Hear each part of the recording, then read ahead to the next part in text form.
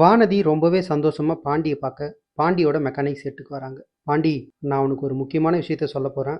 அதை சொன்னா நீ ரொம்ப சந்தோஷப்படுவ அப்படின்னு சொல்றாங்க. அப்படியா?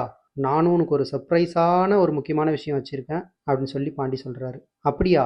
அப்படி என்ன விஷயம் பாண்டி? சொல்லு பாண்டி அப்படின்னு கேட்குறாங்க வானதி. அதுக்கு பாண்டி, லேடிஸ் தான் ஃபர்ஸ்ட், நீயே சொல்லு முதல்ல அப்படின்றாரு பாண்டி. உடனே வானதி, அந்த டாக்டர் இருக்காருல்ல, அவர் கார் வாங்கிட்டாரு, அவர் வச்சிருந்த பைக் எனக்கு கொடுக்க போறாராம். அவருக்கு எவ்வளோ பெரிய மனசு இல்லை.